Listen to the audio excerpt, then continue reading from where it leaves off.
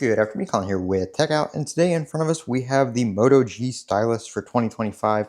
They just came out with this a few days ago. It was just released, and I went ahead and picked one up on Amazon. I thought it would be nice to compare to my Samsung Galaxy S25 Ultra. So in this video, we're going to be unboxing it and doing a first look. I'm not going to set it up or anything on camera just because everybody's seen Android setup and stuff like that. But I'm going to unbox it, show you guys what you get in the box, and show you guys what the device looks like. And then we will do a follow-up video here probably next week after I have some time to use it and play around with it. But I am excited for the main features, of course, being the stylus and the 68-watt charging that this thing does. So it charges faster than the Galaxy S25 Ultra, which is pretty nice. So we'll see how long how good the battery life is and stuff like that, and check out that charging. But this is the packaging it comes in. This device retails in the US for $399, and I think that's a pretty fair price considering what you get.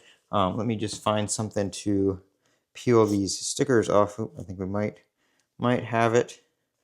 Let's see. Let me grab something and just slice through those real quick. But yeah, it retails for $399 in the US, so almost $1,000 cheaper than the Galaxy S25 Ultra. Of course, you're not getting the flagship, specs processor-wise and stuff like that, camera-wise, but you are getting, some of the same feature set, just, not as high quality, but nonetheless, it is still a very nice device. So, very nice presentation right off the bat here. They do not give you a charger in the box. They do give you a cable like everybody else does. Once we get down to it in the box here, it is in here.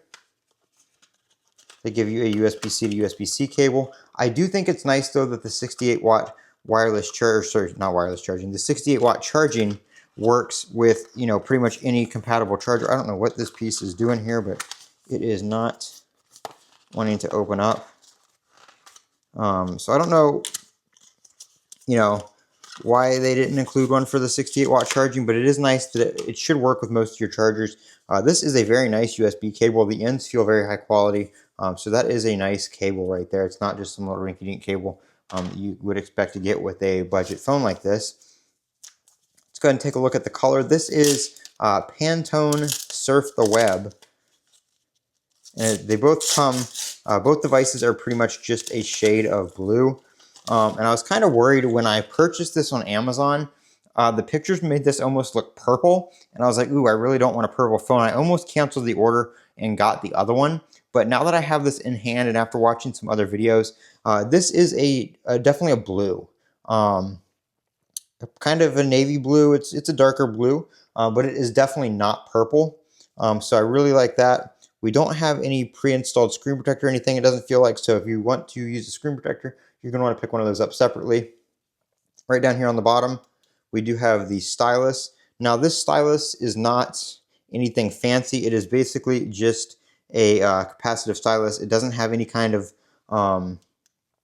tech inside of it or anything. Of course, the Galaxy S25 Ultra removed the Bluetooth S Pen, but it still does not have any kind of button like the Galaxy S Pen does. It doesn't show up, like when you hovered over the screen.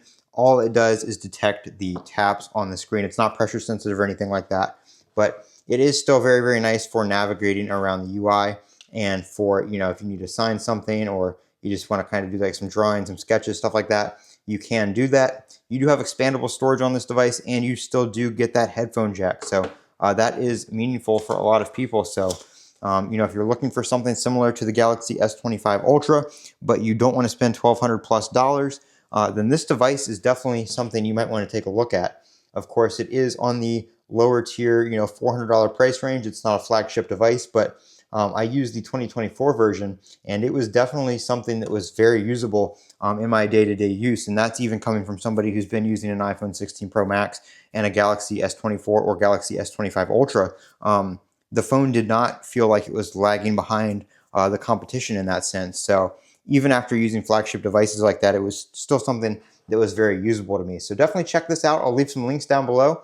And I am Colin with Techout. Don't forget to comment, rate, and subscribe. Make sure you click that subscribe button because I will be doing other videos on this device coming up here shortly. Like I said, I'm going to set it up, have some time to use it, and we'll compare it to the Galaxy S25 Ultra. I'm Colin with Techout.